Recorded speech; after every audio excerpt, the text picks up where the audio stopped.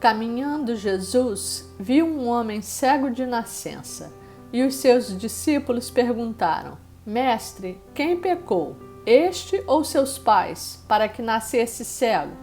Respondeu Jesus: Nem ele pecou, nem seus pais, mas foi para que se manifestem nele as obras de Deus. João 9, 1-3.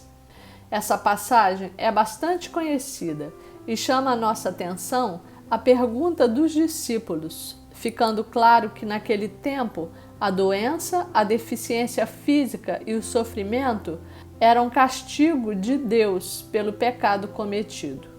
E eles perguntaram se fora o cego de nascença ou seus pais que pecaram, porque vigorava a antiga tradição judaica, em que pela lei dada por Deus ao profeta, ele tratava com o seu povo conforme o seu merecimento, estando escrito em Êxodo 20, versos 5 e 6, que ele castigava a iniquidade dos pais nos filhos até a 3ª e 4ª geração, e fazia misericórdia até 1000 gerações daqueles que o amavam e guardavam os seus mandamentos.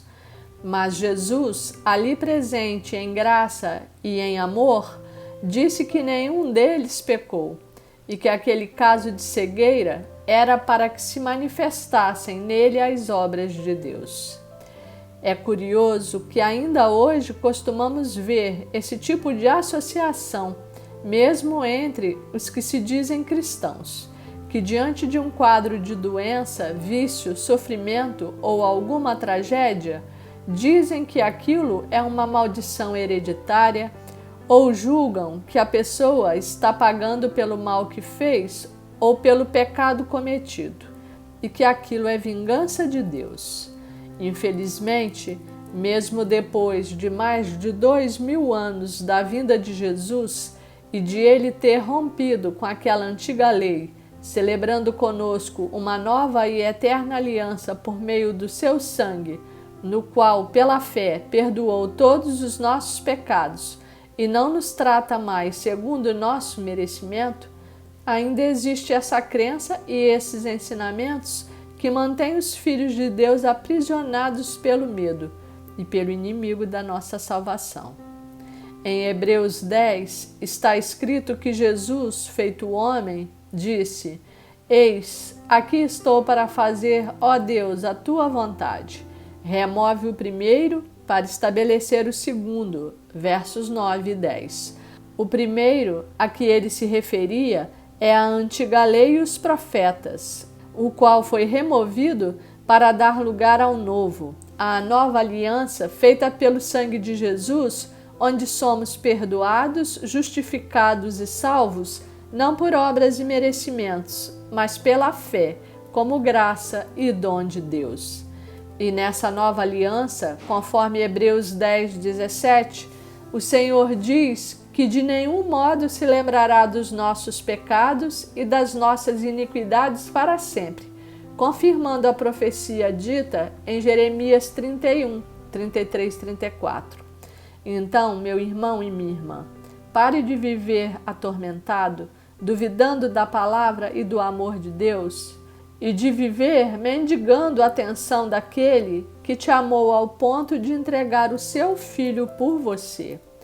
Como é ensinado em Romanos 8:32, aquele que não poupou o seu próprio Filho, antes por todos nós o entregou, porventura não nos dará graciosamente com ele todas as coisas? O sacrifício de Jesus te tornou filho de Deus. Você só precisa assumir o seu lugar. Permita-se crer no Senhor e na sua palavra. E pela fé, aceite que você é amado e que já foi perdoado, justificado e salvo. Encontre descanso no Senhor e tenha paz com Deus, porque Ele não quer o seu mal. As suas dificuldades momentâneas, os seus apertos e os enfrentamentos de enfermidade não são castigo e punição de Deus, nem é o caso de Ele estar te disciplinando por conta de algum ato seu, pois o amor de Deus e a sua maravilhosa graça cobrem multidão de pecados.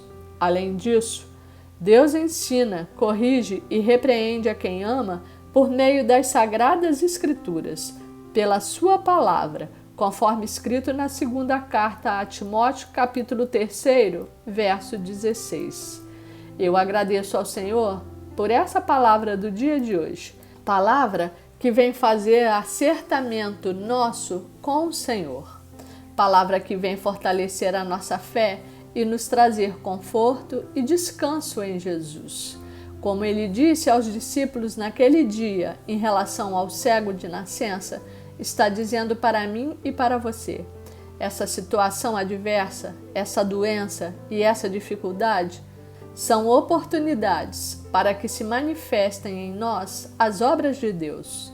Como libertou e curou aquele cego, vai manifestar a sua glória e a sua graça nessa situação a nosso favor. Amém. Glória ao Senhor Jesus.